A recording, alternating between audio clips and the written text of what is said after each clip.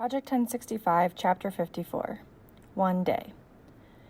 You haven't been able to get back into Fritz's house? Ma asked.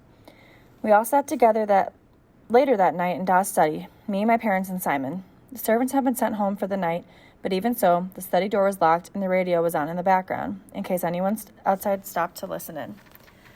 It was playing a speech by Joseph Goebbels, the Nazi propaganda minister. No, I said warily. I'd gotten up before dawn, been to school, worked through 2 air raids, gone to an SRD patrol, and come home after dark. I was beat. He's put in some special team by SS Obersturmführer Trumbauer. They're up to something. I just don't know what.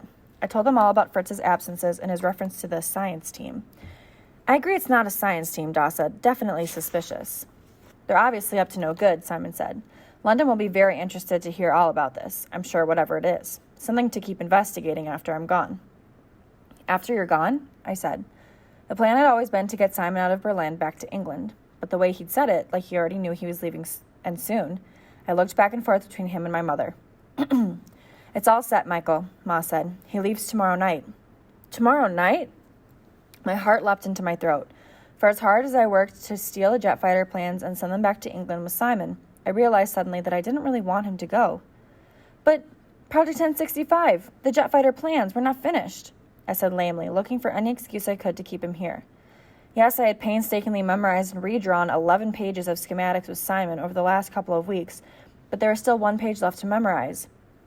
1 page that had no pictures, but was full of math, and math was to engineers what violence was to the Nazis. It was their lifeblood, what made everything possible. We needed that page. Simon smiled regretfully. I suppose if you can't set eyes on it by tomorrow night, we'll have to do without and hope the rest is enough for the RAF engineers to understand. But I've just got to get home, Michael. I saw at once how selfish I was being, how much Simon hated being cooped up in the little closet all day, never getting outside, never seeing the sun, away from his friends and family, away from Mary, constantly in danger of being discovered and killed, or worse. Simon was leaving tomorrow night, whether I liked it or not. And none too soon, Ma said. We've got something else to worry about. A coded message we intercepted, Da said, about an assassination the Nazis are planning. What? When? Against whom? Simon asked. We don't know, said Ma. We only just saw a reference to it. I've asked the wife to the Gestapo chief out to lunch tomorrow. I was hoping to pick something up from her. She likes to talk when she's had a few glasses of wine. And I'm meeting for an interview tomorrow with a reporter I know from the Völkischer Beobachter, the Nazi newspaper. Da said, sometimes I'm able to exchange information with him, off the record, of course. But the long and the short of it, Michael, is that we need Simon to move on so we can move on, Ma said.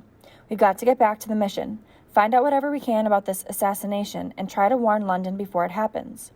I nodded.